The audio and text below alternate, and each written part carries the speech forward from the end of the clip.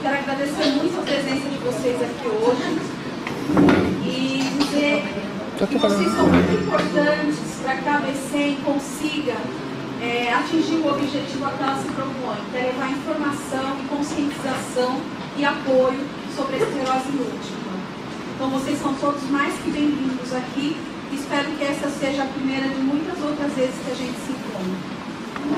Hoje nós temos o Rubens, que é educador físico, personal trainer, e que fez a monografia da pós-graduação dele sobre esclerose múltipla, inclusive com estudo de caso. Qual que é o teu nome? Marcelo.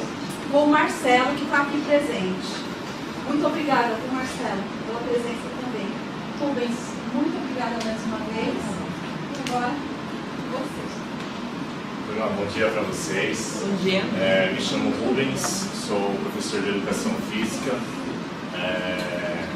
Vou falar um pouquinho da minha formação logo mais para vocês. Para você avisar. Aqui a gente já começa a quebrar alguns paradigmas, né? Algumas pessoas vão falar professor de Educação Física, personal, mas as pessoas já pensam no cara marombado, né? Gigante. Então, já dá para ver que de marombado não tem nada, né, gente? Então, assim, uma coisa que eu costumo falar é que para eu ser um personal, para ser um professor de Educação Física, eu não preciso ser marombado, eu não preciso levantar 30, 40, 50 quilos. O que eu preciso fazer... qual é o seu nome? Vânia. Eu estava falando com a Vânia agora há pouco mesmo. O que eu preciso fazer é ensinar o meu aluno a realizar uma atividade com uma execução correta, de forma que eu não lesione o meu aluno.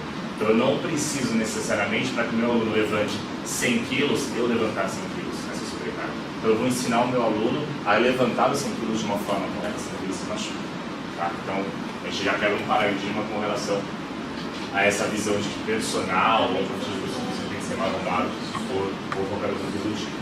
Me chamo Rubens Santos Oliveira, minha formação acadêmica, eu sou licenciado em Educação Física e bacharelado também. Eu tenho uma especialização, dá para pagar mais? Eu tenho uma especialização em Educação Física Escolar e uma outra especialização em Musculação e Condicionamento Físico. Essa última eu acabei me formando agora no mês de agosto, aqui pela USP mesmo, e foi por meio dessa especialização que eu acabei apresentando uma monografia, eu fiz uma tese sobre a relação da atividade física com a esclerose múltipla. Então a minha apresentação para vocês hoje aqui é baseada nesse estudo que eu acabei executando nesse ano. Então eu vim desde o ano passado já fazendo todo o levantamento literário e a partir daí depois eu tive uma prática onde eu acabei treinando o Marcelo durante um período e eu vou apresentar a vocês os resultados que eu conquistei durante essa atividade que o Marcelo e eu conquistamos durante esse período de treinamento. Tá, pode passar por favor. Minha área de atuação hoje eu estou indo trabalhar em academias, clubes, escolas e tanto nessa área de parques, trabalhando muito com grupos de corrida e faço atendimento de personal também. O tema do meu trabalho da apresentação para vocês hoje aqui é atividade física utilizada como melhora dos sintomas apresentados na esclerose múltipla e o estudo de cada justamente a pessoa que eu utilizei para apresentar esse trabalho a vocês.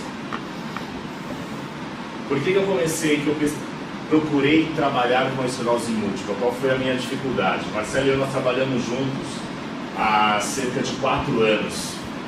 E ele sempre falou para mim que ele tinha essa doença, que ele tinha esclerose múltipla, essa patologia, e até então eu nunca soube o que era a esclerose múltipla.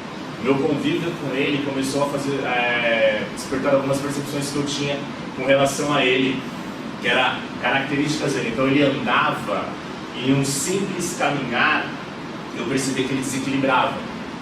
Então muitas vezes ele estava andando e ele tinha uma falha motora, ele tinha essa falha na perna, até mesmo o olhar para o alto, ele precisa se segurar, ele não consegue olhar de uma forma que ele esteja livre. Eu comecei a observar algumas coisas que ele apresentava no dia a dia comigo, e aí ele começou a falar, eu perguntava para ele o porquê ou porque ele falava, meu, isso é sintoma da doença, isso é sintoma da doença.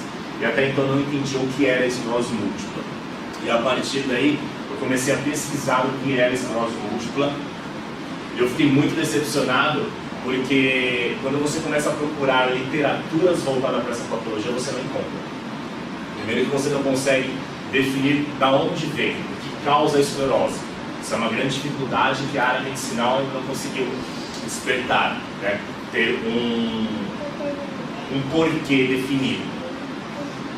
E aí eu fui pesquisar o que era, fui ver quais era a principal causa ou sintoma, da onde que ela surgia. E aí eu descobri o quê? Que ela, para quem já tem ensaio ou para quem não tem, ela é uma falha na mielina. Então é o que nós chamamos de desmielinização. Então, para entender melhor, a mielina é como se ela fosse a capa de um fio. Então, quando você tem uma ação motora, o professor executa uma flexão de cotovelo, essa ação, ela tem essa ligação neural e ela faz com que essa ação ela possa ter uma ligação direta para a execução do movimento. Quando você tem a desmielinização, se você imaginar um fio, você imagina que este fio não tem a sua capa protetora, então essa ação ela se perde. Então ela não acaba sendo uma ação rápida, ela acaba tendo uma demora na execução desse movimento. Uma doença que geralmente acomete adultos jovens, prevalecendo aí uma média de proporção de 3 para 1, são 3 mulheres para 1, algumas literaturas você encontra 2 para 1, mas está mais ou menos baseado entre isso, 3 para 1 ou 2 para 1, tá? Pode morrer entre pessoas de idade de 15 e 40 anos. E aí eu fui entender a esclerose como algumas fases, pode passar a primeira, como algumas fases. Então a esclerose ela vai apresentar aí 4 fases. A primeira fase é a remitente recorrente, que são episódios de surto, mas elas podem ou não deixar sequelas, tá? E a partir daí você vai ter uma progressão, a princípio, lenta. Então a pessoa que tem a esclerose, que tem essa patologia, ela pode apresentar um surto, mas esse surto ele pode não deixar sequelas. Então às vezes você olha para uma pessoa que tem esclerose múltipla, mas ela não apresenta. Ela não acaba sendo uma doença visível. Você olha para ela e você consegue identificar que ela tem ou não. Tá? Pode passar. A segunda é conhecida como primariamente progressiva. Ela não tem essa presença clara de surtos, mas ela apresenta uma progressão contínua de déficits funcionais. Você começa a ter algumas complicações com relação a alguns déficits, algumas atitudes, algumas ações dessa pessoa. Secundariamente progressiva, também tem surtos e remissões, e ela evolui de uma forma progressiva. Tá? Todas elas você tem essa evolução, porém a primeira e a segunda ela tem uma forma mais lenta, na segunda ela começa a dar uma acelerada. Pode passar. A terceira, desculpa. E a progressiva recorrente, que ela é estável com surtos, e aí são surtos específicos e ela é muito rara. Eu encontrei algumas literaturas que dificilmente você possa encontrar pessoas com essa fase aqui. Devido a vários outros problemas que podem surgir, ela se complica mais e às vezes a pessoa acaba entrando em óbito antes de chegar nessa fase. Mas isso leva algum tempo. Tá? Mas independente delas, quando você vai trabalhar com atividade física, todas elas você consegue realizar esse trabalho. A atividade física ela vai ter uma grande variação, ela vai ter essa individualidade de pessoa para pessoa. Então o treinamento, assim que uma pessoa não tem essa patologia, eu vou ter uma individualidade, vou fazer um treinamento específico para uma pessoa. A diferença de uma pessoa, vamos dizer, que não tem esclerose múltipla, uma pessoa que tenha, é justamente essa diferença, essa adaptação com relação ao exercício, com relação à atividade física que você vai trabalhar com ela. E aí você vai trabalhar também a questão de tempo, a execução e o tempo de execução dessa pessoa. A pessoa sem esclerose múltipla, ela vai ter um avanço no resultado muito mais fácil e muito mais rápido. Mas o resultado para quem tem esclerose múltipla também acontece. Tá? Pode seguir, por favor. E aí eu fui ver alguns sintomas que a doença ela acaba apresentando. Pode passar até chegar no vermelho, tá bom, por favor. Aí, mais uma. A parestesia, que você tem a dormência, né, são alterações na musculatura da pele, tremores, paresia, anemiópsia, fadiga, alterações esfincterianas, comprometimento visual grave, distúrbios emocionais, disartria, disfalgia, rigidez de membros, espasticidade, déficit cognitivo, demência de funções sexuais, alteração de humor, alteração da coordenação, alteração do equilíbrio. Ao atuar com a atividade física, eu vou estar atuando um pouco na parestesia, que é quando você tem essa alteração motora, você tem essa dificuldade, alteração de coordenação e alteração de equilíbrio.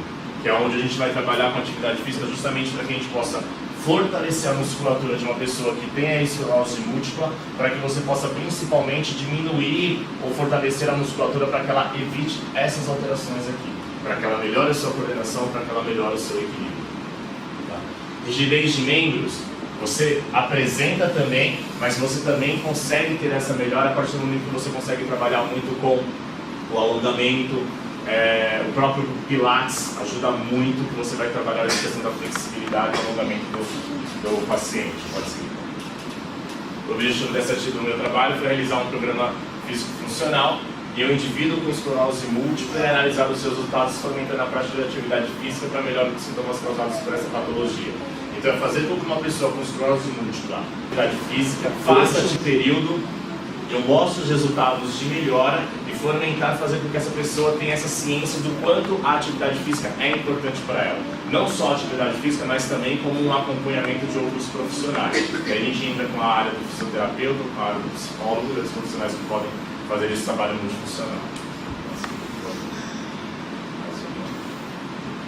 Para realizar esse trabalho, eu utilizei uma pessoa do sexo masculino com 38 anos. A sua patologia ela encontra no estágio remitente recorrente ao grau 1. Ele foi diagnosticado com a esclerose múltipla há aproximadamente 6 anos. Os protocolos utilizados para que eu pudesse realizar esse trabalho foi a escala de equilíbrio de Berg. Eu vou explicar cada um deles para vocês, tá? Que é a EEB. O Dizziness Handicap Inventory, que é o DHI. Esses dois são baseados em um questionário, mas vou explicar para vocês certinho. Perimetria, teste de força abdominal para 1 minuto, teste de flexão de braços até exaustão e o teste de impulsão horizontal. A escala de equilíbrio de Berg, ela constitui num questionário, são 14 itens, pode seguir os outros dois, por favor. São 14 itens, onde você vai aplicar na pessoa que tem essa patologia e a sua análise, ela é feita por meio de observação. O que seriam esses 14 itens? São ações simples, como por exemplo ele sentar em uma cadeira, ele levantar de uma cadeira, ele levantar da cadeira e ir para uma cama, ele simplesmente estar parado e olhar para trás por cima do seu ombro e eu verificar se ele apenas vira e consegue olhar ou se ele executa uma rotação de tronco e se há um desequilíbrio. Ações como por exemplo ele ficar sobre uma perna só durante cerca de 10 segundos, ou aí eu vou acompanhando qual é o tempo que ele consegue manter sem que ele entre nessa situação de desequilíbrio. Para eu analisar esse resultado, essa colocação ela vai ter uma avaliação de 0 a 4 pontos. Esse questionário você consegue o máximo de 56 pontos. Ao ter esse resultado no final da pontuação, ele estando entre 54 e 56 pontos, você diminui a cada ponto, associa ao aumento dessa perda. Então ele vai ter de 3 a 4% esse risco de queda. Se ele estiver entre 46 e 54, seu aumento vai de 6 a 8. E se ele atingir abaixo de 36 pontos, ele tem 100% de risco de queda. Esse questionário também é muito utilizado quando você vai fazer uma avaliação com idosos. Tá? E a gente encontra muita questão falando de que um idoso caiu e quebrou o fêmur. Normalmente, quando isso acontece, é o inverso. O idoso ele quebra o fêmur e por isso que ele cai, tá? E não ao contrário. O DHI também é um questionário, pode passar os outros dois. Ele tem uma escala, são 25 questões, e ele vai ter um caráter físico, emocional e funcional. São questões que você também faz a essa pessoa que tem essa patologia e você vai analisando as respostas. Eu tenho 3 opções de respostas. Ao fazer a pergunta, ele pode responder em sim, ele pode responder em não, ou ele pode responder às vezes. E aí são situações de como ele se sente com relação à sua doença perante a sociedade. Então, o fato de andar pela rua e você ter um desequilíbrio são perguntas como, por exemplo, se ele se sente numa situação de que ele esteja embriagado na frente das pessoas, como é que ele se sente em apenas andar em um supermercado por um corredor mais estreito, quais são as ações que ele acaba apresentando. Tá? Se você tem uma pontuação, se ela é 4, você considera essa resposta positiva. 2, para em algum momento que seria às vezes, e você coloca 0 quando essa resposta é negativa, quando ele responde que não há um momento da questão. Quanto menor a pontuação, melhor é o resultado, tá? Quanto maior, a gente tem um resultado pior. Perimetria, eu vou estar usando uma fita métrica justamente para que eu possa medir a circunferência de algumas partes dele. Então eu vou utilizar circunferência de braço, de antebraço, de tórax, cintura, quadril, e aí eu vou utilizar também de coxa e perna, tá? Tanto ela pode ser de forma relaxada como ela pode ser de forma contraída. E aí eu faço essa análise antes e sempre depois também pegar essas medidas. O teste de força abdominal ele é executado durante 1 minuto. Eu vou avaliar essa resistência do abdômen e esses flexores de quadril. Então qual seria a posição? Eu estando deitado, eu vou posicionar a perna no ângulo de 90 graus apoiando meus pés no solo. E esta execução ela pode ser feita um teste de força abdominal com apoio. O apoio seria o quê? Eu, como avaliador, eu vou apenas apoiar os pés da pessoa. Essa pessoa vai ter que fazer a flexão de quadril junto à flexão de tronco, podendo colocar suas mãos sobre os ombros ou intercalando os dedos, segurando a sua nuca, apoiando na nuca. E ao executar, ele vai levantar até estar próximo do seu joelho e retornando. Mas às vezes tem alguma pessoa que está com uma doença um pouco avançada ou não tem esta força abdominal tão exigida e não consegue fazer essa execução completa, não tem problema nenhum. Porque simplesmente o fato dele fazer a força para tentar levantar, eu já estou fazendo o trabalho do abdômen dele, eu já estou causando um estresse muscular que isso vai gerar um fortalecimento. E a ideia seria o quê? Você ir trabalhando, gerando esse estresse de uma forma programada até chegar o momento que ele consiga fazer essa execução completa. Tá? Teste de flexão de braços é até a exaustão, então eu vou ver aí a consistência da sua execução, o maior número de flexões que ele consegue nesse movimento. E aí eu vou trabalhar, ver a resistência e a força muscular e peitoral. Normalmente você trabalha com o afastamento das mãos, formando esse ângulo de 90 graus entre braço e antebraço, apoiando as mãos no solo. Então você vai ficar nesta posição. Tá? Ao executar, eu vou de forma que eu chegue próximo ao solo e faça esse movimento de extensão de cotovelo e ombro. Tá? Normalmente com homens a gente faz apoiado com os pés e com as mulheres faz apoiado no joelho, tá? Devido a essa sobrecarga. Mas isso também difere com relação à execução. O fato de eu começar a fazer, mas ele não tem a força para se levantar, estou causando estresse muscular da mesma forma, estou gerando uma força extra para que ele possa ser trabalhado e conseguir terminar o movimento.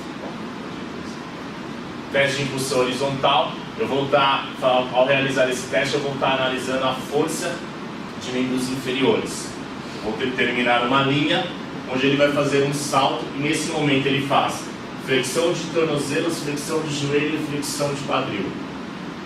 Podendo utilizar o braço como uma forma de impulsão, ele simplesmente vai saltar fazendo essa propulsão horizontal com os dois pés. E ao aterrissar eu vou demarcar a distância que ele atingiu, da linha de partida até a linha do seu calcanhar. Tá? Se ele acaba executando, tombando para trás e caindo no chão, eu marco até o calcanhar.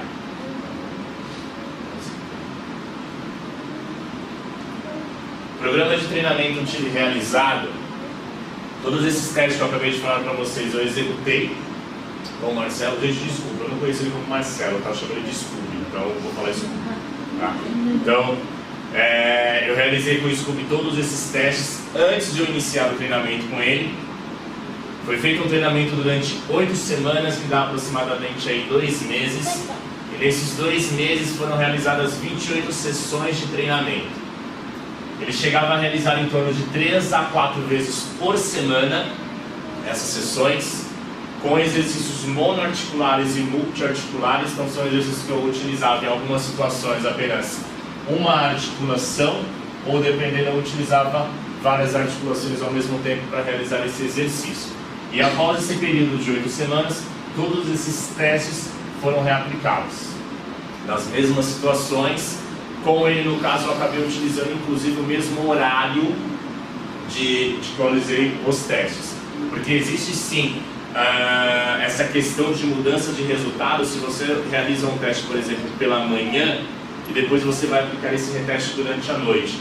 Este período ele pode ter alteração devido a trabalho, cansaço, fadiga e tudo mais. Então eu procurei aplicar tanto o teste quanto o reteste no mesmo horário, próximo do mesmo horário que foram realizados. E aí você vai ter os resultados. Com relação à escala de equilíbrio de Berg, antes de a gente começar esse período de treinamento, nós tivemos aí uma pontuação de 44. Com essa pontuação de 44, o seu risco de queda estava classificado entre 6% a 8%. Ao trabalhar esses 2 meses com essas atividades e eu realizei novamente o teste, o Scooby apresentou uma pontuação de 56. Isso aqui é o máximo que o protocolo me apresenta. E aí o risco de queda do Scooby ele cai para 3% a 4%. Então eu tive uma melhora de aproximadamente aí cerca de 24% a 27%. Tá?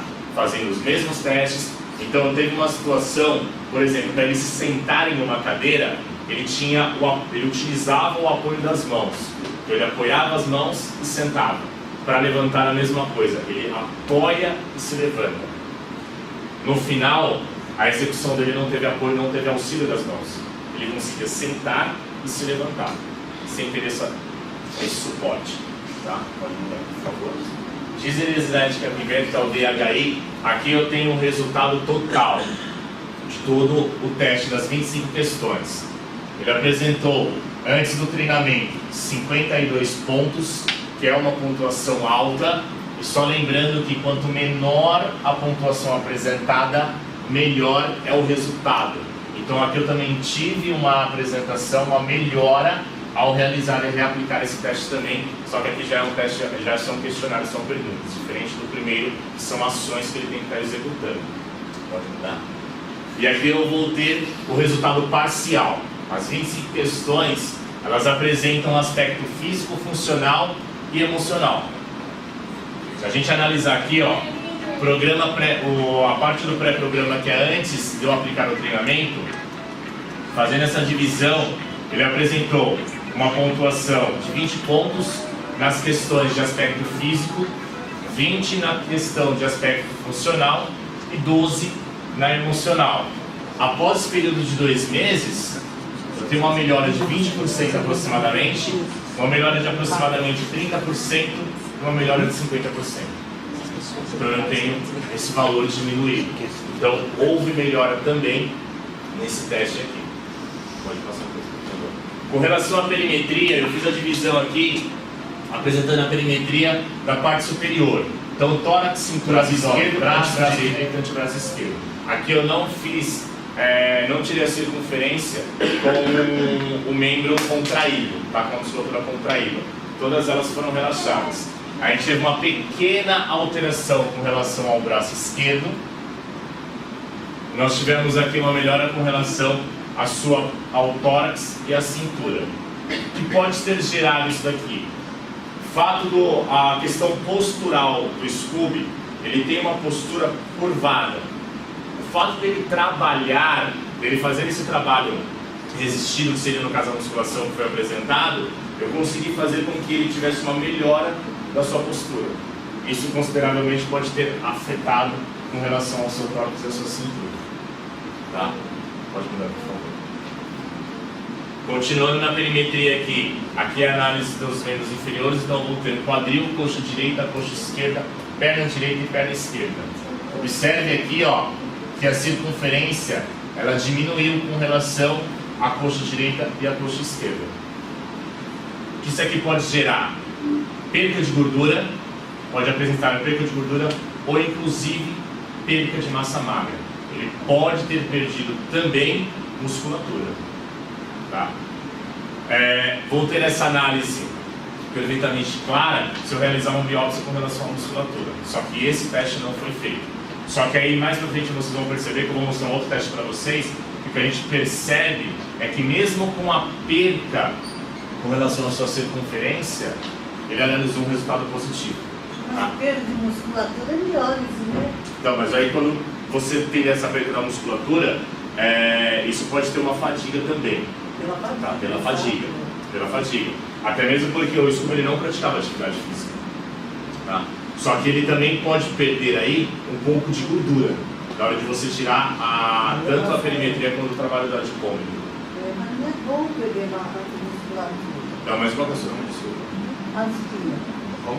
Manusquinha. Marusquinha, você vai ver, Marusquinha, eu vou te mostrar um outro resultado mais pra frente aqui, que a perca da musculatura não interferiu aqui. Só que eu não tenho como te falar com execução se isso aqui realmente foi perca de musculatura. Eu preciso fazer uma biópsia da musculatura. Tá? Apenas com uma fita e com a adipômetro eu não consigo definir. Pode ter sido a perda da gordura. Para não ter biólise. Sim. Oi? Pode ter sido a perda da gordura e não comprometendo a musculatura. Sim. Ele teve uma melhora Exato. no rendimento. Exato. É exatamente isso. A gente vai ver num teste que a gente vai mais pra frente. Pode mudar, por favor, tá? Com relação ao teste abdominal, antes do Scooby começar esse treinamento comigo, durante 1 minuto, da forma que eu mostrei para vocês a execução, porque ele conseguiu fazer essa subida completa, durante 1 minuto ele realizou 9 abdominais. Após os 2 meses, o mesmo teste foi aplicado, ele atingiu 22 abdominais, 22 execuções em 1 minuto. Então a gente teve uma grande melhora aqui, e teve esse fortalecimento da musculatura abdominal dele. Isso foi apresentado. Tá? Portanto, sem fadiga? Sem fadiga. Sem fadiga. E aí, isso aí é o que ele define? É a própria execução dele. Então, quando ele vai realizar o teste, eu apresento o teste para ele, eu faço o teste com ele, eu mostro como que é a execução, e eu falo para ele que é 1 minuto.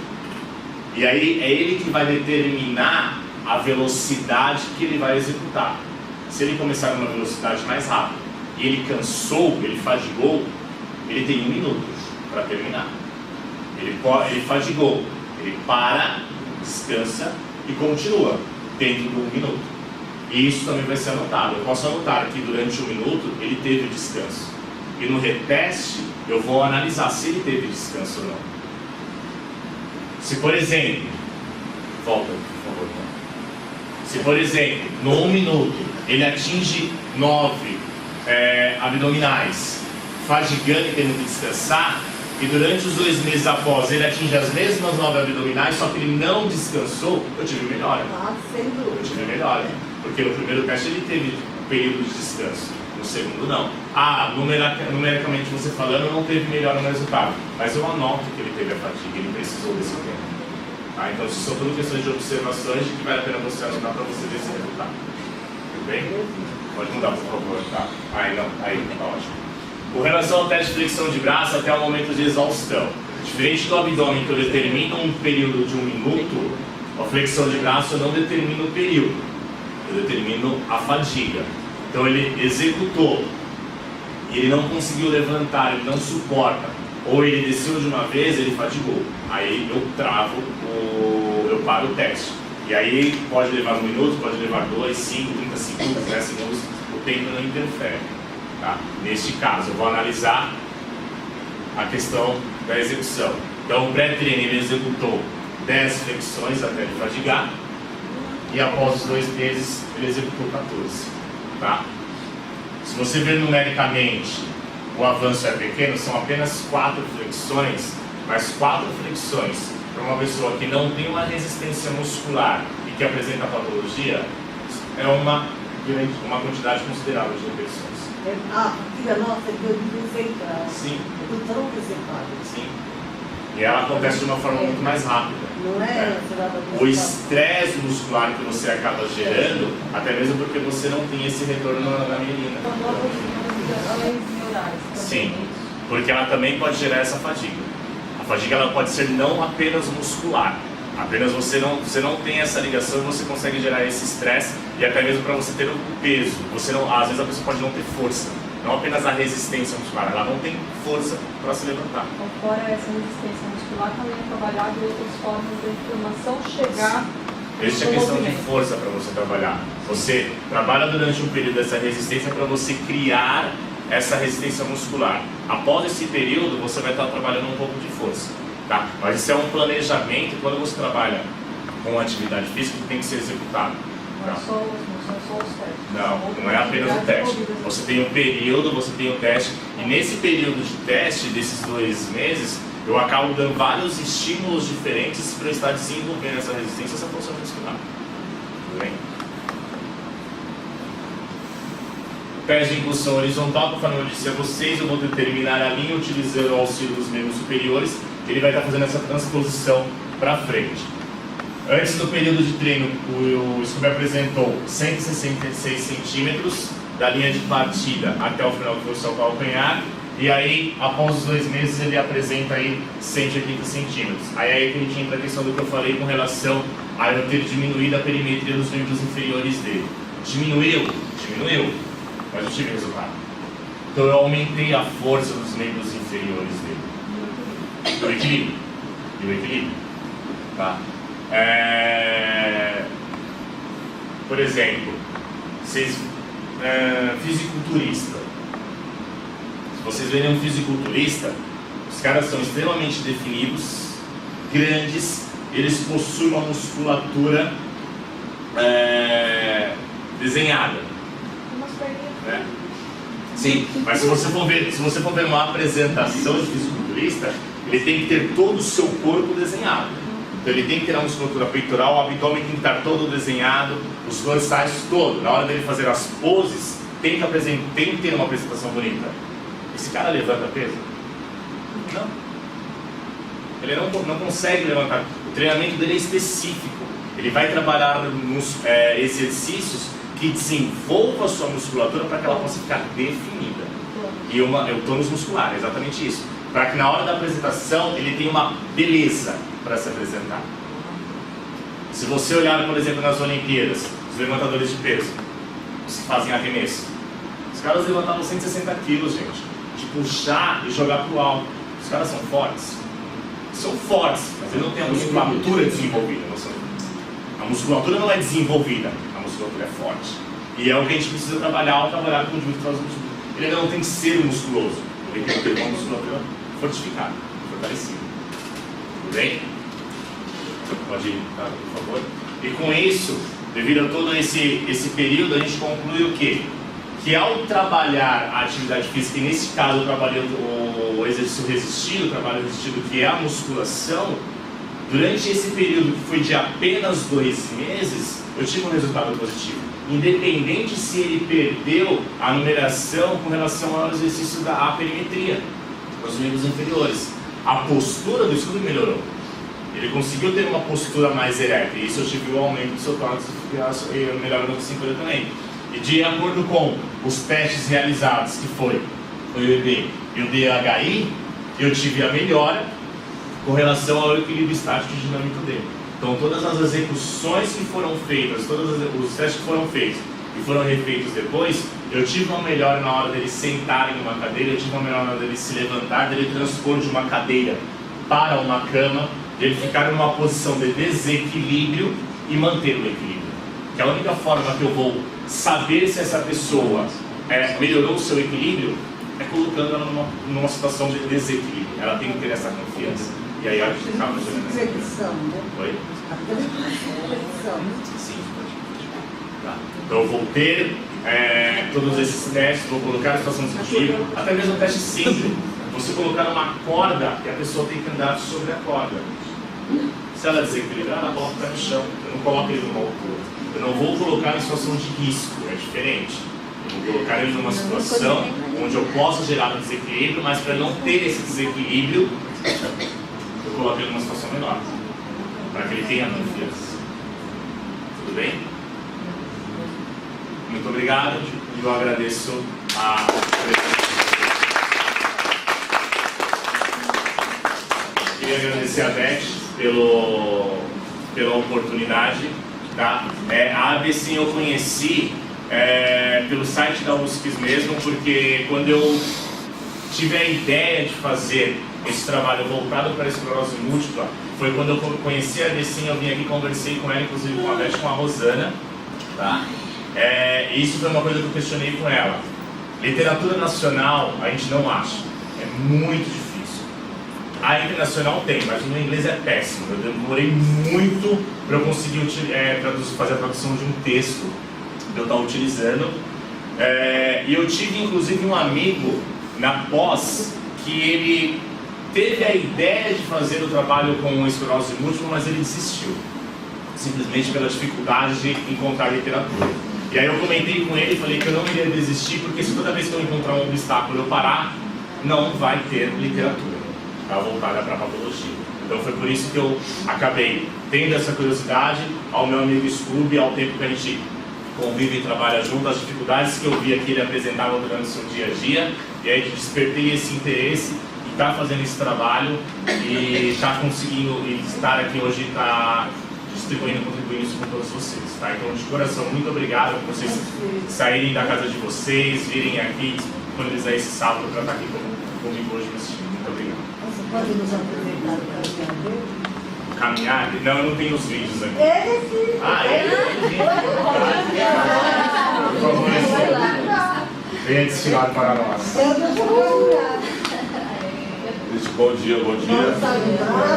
Bom dia. Meu nome é Marcelo oficialmente, mas no meu trabalho eu sou guia de turismo e o meu trabalho, o apelido ele acaba sendo mais fácil para a pessoa guardar e a pessoa chegar, então por isso o apelido Scooby. E trabalho com homens direto com ele, às vezes convivo com ele já há 3, 4 anos. E ele está no dia a dia. E eu tenho realmente algumas, vocês sabem mais do que qualquer um, a coisa de andar, às vezes subir uma escada quando é difícil, quanto ficar andando e falando com as pessoas, apenas o respirar, o falar te causa cansaço e tudo mais. E aí eu me interessou, eu nunca fui daquelas pessoas de fazer exercício, eu não sei qual é a função praticamente de uma academia, não como coisa praticamente que tem a raiz, eu sou daquele que tem uma alimentação péssima, e ele tem me ajudado bastante, eu sinto melhoras, lógico, cada um, a gente sabe das dificuldades que ela vai, a esclerose acaba proporcionando, mas você vê um resultado de melhora. 2 meses, né, 8 semanas não é um tempo ainda ideal, tem que ser maior, esse acompanhamento tem que ser ao longo da vida, mas a gente continua. Eu sinto o principal foi uma melhora na minha, no meu bem-estar. Esse foi o meu principal ganho. Não vou dizer para vocês que eu hoje faço tantas flexões, faço não sei o que, não, para mim o interessante não é nem isso quase. É o meu bem-estar, é o desequilíbrio que eu tenho, que melhora um pouco, você começa a perceber que você não tropeça tanto, não cai tanto, não bambeia tanto. Isso não é assim também uma mudança radical, mas é uma melhora. Eu sinto isso, eu senti ao longo desse, por mais que fazer educação física não é fácil, né? Mas você vai sentindo uma melhora e isso foi o mais importante. Agradeço ao Rubens aí, tá bom? Agregou alguma coisa na fadiga? Eu tive melhoras, porque assim, o meu trabalho de guia, passar encontros falando com as pessoas, você chega no final do dia, não aguenta mais, primeiro, deixa eu só beber água, pessoal, deixa eu só ir no banheiro. Na verdade não é porque eu precisava ir no banheiro beber água, é para descansar e respirar. E aí quando você começa a não passar nesse deixa eu beber água ali, que é o mesmo roteiro na maioria das vezes, então você já vai marcando, e às vezes você começa a não fazer mais isso, e uma hora ou outra você para e fala, gente, eu não parei para ficar descansando tantas vezes e tal. Você começa a ver uma pequena diferença, isso vai te agregando, e é isso que te dá o bem-estar, você fala, nossa, tá melhor. Tá? E você esperou alguma sequela?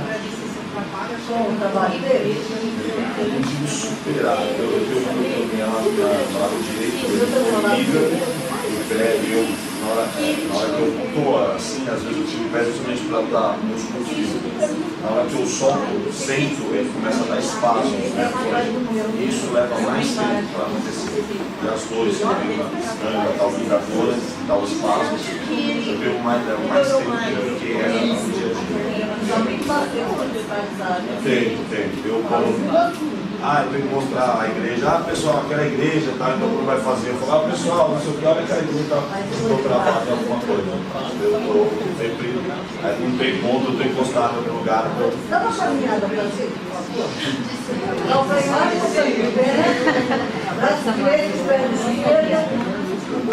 Eu tenho umas vezes que eu banco ainda. Não está vasculante.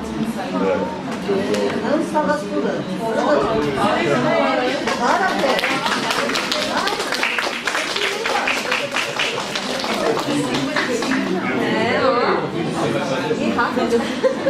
Gente, a Adriana me fez uma pergunta que eu não apresentei aqui, mas a pergunta dela foi quais os exercícios que eu vi melhora, especificamente na execução que o Scooby realizava. Onde eu tinha um maior resultado e uma melhora e a questão de segurança dele são exercícios multiarticulares. Tá? O exercício monoarticular, que eu utilizo apenas uma articulação para executar, eu tinha sim, ele tinha dificuldade. E questão de desequilíbrio. Então, por exemplo, ele tinha uma maior segurança ao executar um salto parado, então sem deslocamento, que é simplesmente abaixar e saltar, abaixar e saltar. Então, isso era mais fácil, porque aqui eu preciso de equilíbrio por uma perna só. Então, se aqui ele entra numa questão de desequilíbrio, eu posso fazer isso aqui para ele. Eu estou com os dois pés. Ah, mas a distância é longa. Ele vai entrar numa distância aqui? Sem problema, posso aqui. Tá? Gente, com relação a sobrecarga, o que eu utilizei para fazer esse trabalho com o Scooby foi o próprio peso corporal dele e o TheraBand, que é um elástico. Né? E é o elástico que você vai achar diversas tensões. Tá? Eu não utilizei sobrecarga, pesos de quilos, né, pesado, então halteres, anilhas, barras, isso eu não utilizei. Tanto é que com o Scooby a gente treinava no parque, a gente não ia para dentro de uma academia, porque também existe essa questão da pessoa se sentir incomodada dentro de uma academia, ela se sentir envergonhada.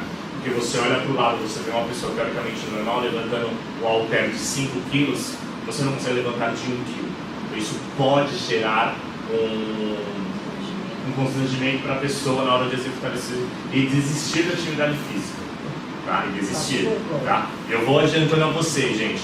Para uma pessoa que não tem esclerose múltipla ou não tem qualquer outra deficiência e ela é sedentária, você começar esta vida ativa é difícil, porque você se sente cansado, você sente dores, tá? Então você vai falar, tenho que ir para a academia hoje, eu vou treinar, eu vou ficar com dor. Isso acontece. Quando a pessoa tem esclerose múltipla, as dores acontecem também, da mesma forma. Mas elas devem ser superadas. Tá? Então, se hoje você está muito cansado, faz um treino mais leve.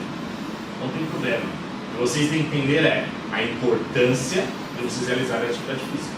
Você chegou a ver algum paciente com estado de fadiga tão grande a ponto de estar assim a musculatura do lado sozinha?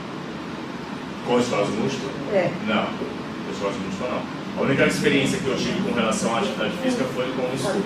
Tá? Só que isso daí é por quê? Porque a pessoa que tem esclerose múltipla constantemente ela tem contração muscular, que é a contração involuntária. Constantemente. Eu não frequento, não faço na academia. Mas aí é a questão que você está trabalhando o fortalecimento justamente para tentar melhorar isso. Tá? E isso vai depender muito dos serem executados da força que você. A melhora tem que ter, gente. Como está essa exaustão? Treina. Só que é o que eu te falei. Você treina um mês, o resultado é lento, igual o Scooby falou, ele treinou durante 2 meses para eu fazer esse teste. Se eu for aplicar novamente nele, eu vou ter uma melhora comparada ao primeiro ou até mesmo comparada ao segundo. Tá? Então, o processo é longo, porém é um degrauzinho por vez. É longo. Tem um levantamento, inclusive, que apresentou os números dos termos dessa situação. Você tem que alguns níveis que acham. Sim. Agora, isso está muito relacionado na condição dessa pessoa. Exato. Tem que levar em conta que a esclerose ela é diferenciada de Pessoa para pessoa. Assim como o treinamento também vai ser diferenciado de pessoa para pessoa. Tá? Às vezes eu fiz um trabalho com ele, um exercício com ele, que para ele fazer esse salto, para ele pode ter sido bom ou fazer uma distância maior. Sim? Eu vou colocar aqui, ó. Talvez para o senhor fazer. Então, para o Scooby, se eu colocar um banquinho ou colocar um cone, para ele fazer um salto mais alto, é fácil.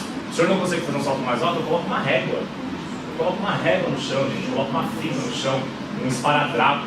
Eu só tenho que fazer o quê? Salte. Saltar de um piso para o outro piso. Mas a gente vai fazer uma coisa, pode-se garantir, pode observar, na medida que a pessoa vai fazendo esse tipo de vai desenvolvendo, vai avançando a ponto, inclusive, de pular apenas uma vida, mas futuramente para tudo. Exato. A melhor coisa de se fazer também, gente, tem professor de educação física aqui? Ou aluno de educação física? Tá? A melhor coisa de se fazer também é gravar os treinamentos de vocês. Então, quando vocês estão executando um treinamento, grava a situação desse indivíduo. Porque hoje você vai gravar e você vai ver. Daqui um mês você grava fazendo talvez até o mesmo exercício. E aí você faz análise. Hoje ele saltou um pouco mais. Existe um protocolo que nós chamamos que é a percepção subjetiva de esforço, que é a PSE. Então, toda vez após terminar a sessão de treino, eu perguntava para o Scooby, de 0 a 10, sendo 0 estou bem, e 10 estou extremamente cansado. Qual é o seu PSI de hoje? E aí você analisa isso todo dia. E você vai ter que ter uma alternância de gráficos. Tem dia que ele está mais cansado, tem dia que ele está menos cansado. E aí, de acordo com o dia, eu vou ver a questão do treinamento. Será que os dias que ele está mais cansado baixam aqueles exercícios? Então aqui eu estou fadigando mais ele. Peraí, então respeita a limitação dele. Exato, a limitação dele. Né? Então, muitas vezes eu vou fazer o quê? Eu vou mudar o meu sistema de treinamento, a minha programação, para que eu possa ter o melhor resultado do treino. Públicos, com licença. Só que aí também depende do paciente, porque se é um problema, você tem casos de surtos emocionais. Se a pessoa teve um surto naquele dia, ela está... Não é surto, né? O surto dura mais de 24 horas. Ele estiver num estado que não esteja legal para aquele exercício, como é que você vai mudar o exercício sendo que o problema não é o exercício? Então, uma coisa que eu costumo fazer com meus treinamentos, não só quando trabalho com pessoal, mas quando trabalho com personal, isso é uma coisa minha. Eu vou começar a minha aula de personal com a minha aluna, eu pergunto para ela como é que nós estamos. Eu não quero saber como é que ela está, como é que nós estamos. Rubens, hoje eu estou extremamente cansada. Então vamos sentar e vamos conversar? Vamos tomar um café? Porque às vezes eu como personal é muito mais válido naquele dia eu sentar com ela e escutá-la. Eu vou ter um trabalho de psicólogo, cara, eu vou apenas escutá-la do que treinar. Porque eu sei que se eu colocar ela numa situação de treinamento, eu não vou ter um resultado positivo. Eu posso deixar ela numa situação muito pior do que quando ela chegou para minha aula. Então eu paro e converso. Sim, eu tô te falando porque assim, todo dia a gente tem um dia diferente, sim, né? Então pode mudar o treino porque aquele dia está diferente, não. Você tem que seguir um treino, até as atividades, a sequência de atividades, a sequência dos exercícios, por um motivo que de repente a cabeça não está legal. Às vezes até essa sequência de exercício vai ajudar a pessoa a sair daquele estresse. Daquela situação que ela está esquecendo. É um pouquinho mais trabalhoso do que um paciente normal. Sim, mas isso também acontece de, por exemplo, eu estar com um treinamento programado para essa pessoa e o fato dela se apresentar dessa forma para a aula, eu possa mudar fazendo alteração na carga. Então, se hoje eu quero trabalhar com 70% de uma carga, eu posso trabalhar com 50%. Ou eu posso conversar com ela durante 20, 30 minutos durante a aula e ela fala, meu, estou melhor, vamos treinar. E a gente treina. Tá? E tem outras situações que eu preciso fazer a mudança do meu treinamento. Então, se eu trabalho muito em parque, trabalho com corrida, está chovendo, a pessoa não quer correr na chuva, não quer correr na garoa.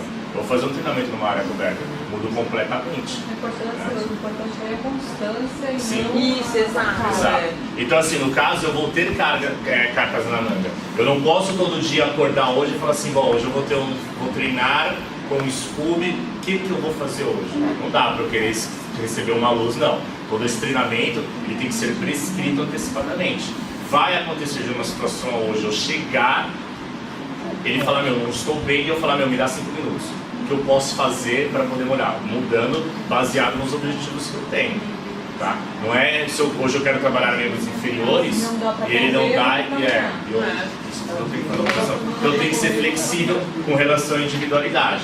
Qual é o seu nome? Desculpa. Inácio, é o que o seu Inácio está falando, né? A dificuldade para ele às vezes pode ser diferente de uma outra pessoa. Sim. O meu treinamento ele vai ser associado exclusivamente a ele. Essa individualidade. É diferente de você trabalhar com um grupo de pessoas e você ter um treinamento individualizado. Tá? Mas isso também acontece, seja com psicólogo, seja com psicoterapeuta, isso vai estar acontecendo sempre. Tudo bem? Queridos, mais algum? Desculpa o nervosismo, gente, mas